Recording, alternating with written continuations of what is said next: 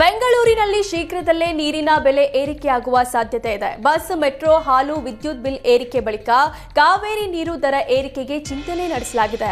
ಈಗಾಗಲೇ ಜಲಮಂಡಳಿ ದರ ಏರಿಕೆಗೆ ಸಿದ್ಧತೆ ನಡೆಸಿದ್ದು, ಸರ್ಕಾರ ಗ್ರೀನ್ ಸಿಗ್ನಲ್ ಕೊಟ್ಟರೆ ದರ ಏರಿಕೆಗೆ ಮುಂದಾಗಿದೆ. 2014ರಿಂದ ನೀರಿನ ದರ ಪರಿಷ್ಕರಣೆ ಆಗಿರಲಿಲ್ಲ.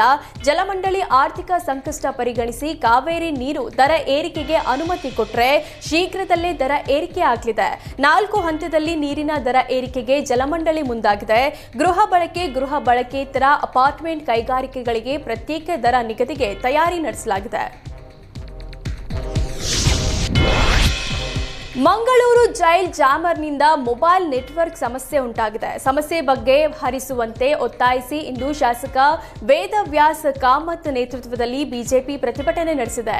ಜೈಲಿನ ಸುತ್ತ ಸೇರಿದ ನೂರಾರು ಬಿಜೆಪಿ ಕಾರ್ಯಕರ್ತರು ಜೈಲ್ ಸುತ್ತಲಿನ 3 ಕಿಲೋಮೀಟರ್ ವ್ಯಾಪ್ತಿಯಲ್ಲಿ ಫೋನ್ ಕರೆ ಹೋಗ್ತಿಲ್ಲ, ಡಿಜಿಟಲ್ ಪೇಮೆಂಟ್ ಆಗ್ತಿಲ್ಲ, ಇದರಿಂದ ಜನರು ಪರದಾಡುವಂತಾಗಿದೆ ಅಂತ ಆಕ್ರೋಶ ವ್ಯಕ್ತಪಡಿಸಿದ್ರು.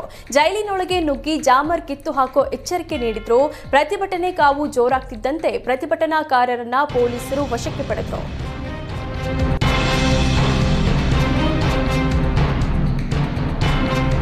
ಬೆಂಗಳೂರಿನಲ್ಲಿ ಮತ್ತೊಂದು ಅಗ್ನಿ ಅವಘಡ ಸಂಭವಿಸಿದೆ. ರಸ್ತೆ ಬದಿ ನಿಲ್ಲಿಸಿದ್ದ ಕ್ರೇನ್ ವಾಹನಗಳಿಗೆ ಬೆಂಕಿ ಬಿದ್ದಿರುವ ಘಟನೆ ಕಂಟೋನ್ಮೆಂಟ್ ರಸ್ತೆಯಲ್ಲಿ ನಡೆದಿದೆ. ಮಿನಿ ಟೋಯಿಂಗ್ ವಾಹನಗಳಿಗೆ ಏಕಾಏಕಿ ಬೆಂಕಿ ಹೊತ್ತಿಕೊಂಡಿದ್ದು, 2 ವಾಹನಗಳು ನಡು ರಸ್ತೆಯಲ್ಲೇ ಧಗಧಗನೆ ಹೊತ್ತಿ ಉರಿದಿದೆ. ಘಟನಾ ಸ್ಥಳಕ್ಕೆ ಅಗ್ನಿಶಾಮಕ ಸಿಬ್ಬಂದಿ ದೌಡಾಯಿಸಿ ಬೆಂಕಿ ನಂದಿಸಿದ್ರು. ಘಟನೆಯಲ್ಲಿ ಸುಮಾರು 5 ವಾಹನಗಳು ಸುಟ್ಟು ಭಸ್ಮವಾಗಿದೆ.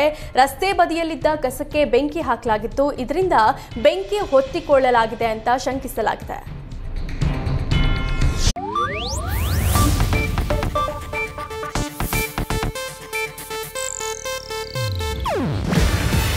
ಇದು ಏಷ್ಯಾನೆಟ್ ನ್ಯೂಸ್ ನೆಟ್ವರ್ಕ್ ಪ್ರಸ್ತುತಿ. ನೀವು ನೋಡ್ತಿದ್ದೀರಾ ಏಷ್ಯಾನೆಟ್ ಸುವರ್ಣ ನ್ಯೂಸ್.